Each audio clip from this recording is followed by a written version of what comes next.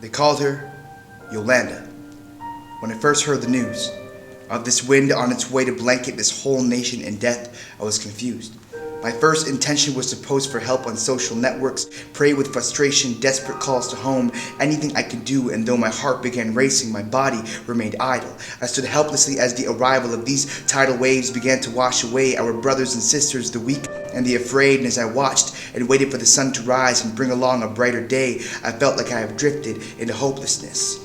So you'll have to forgive me. But I needed to be lifted. See, I was gifted with the gift of gab, not to mention a healthy slab of privilege, so take it as privileged information. Every Philippines vacation leaves my heart fulfilled and yet with a feeling of deflation, with the realization that my idea of home is always going to be in quotations.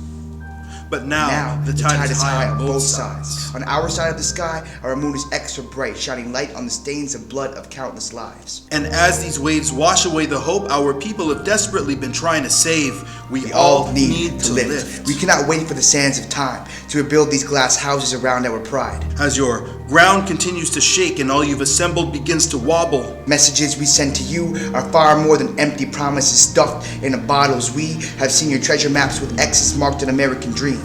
Float to the calm shores of our western beach, and even when the violent winds cross the Pacific and settle to an uncomfortable breeze, we can no longer let distance come in between the sounds of our family drowning in the sea. And oh, must seem that we are but dusty shadows, reminiscence of sunbeams, but we have never forgotten that we were all once born from fish hatched in the upstream. So lift my feet off solid ground so I can hear the distant sound of waves crashing against a shore that's as foreign to me as if it were another planet.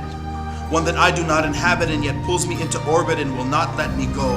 This time, we need to do more than throw out buoys attached to fishing line. Lift me up.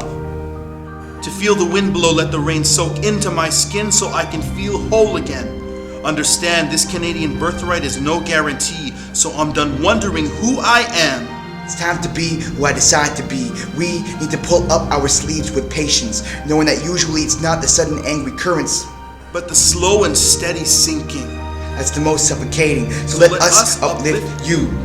We are all responsible for the leaks in your deck and the holes in your sails. So let hands of every color grab, lift, and fill up a pail. And we promise to stick around when the dust settles, holding hammers and nails. Prepared to recreate hope and replace every roof that has failed. Even when the media bails, because we cannot rely on cliches of perseverance. We must look beyond our crippled histories and strong appearance. Remember that flat words of encouragement look just like turning the other cheek. If one nation is broken, then we are all weak.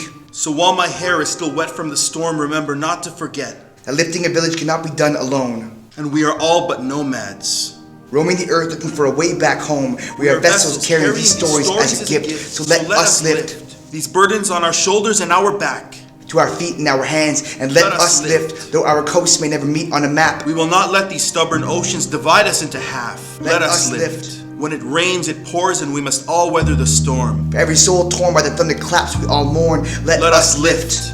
As the water rises past our ankles into our necks, and the ground beneath our feet begins to shift. Because this time, the tide is high on both sides. It is time for you to link your arms to mine. As your foundations crack and begin to let in the howling winds, we all need to lift.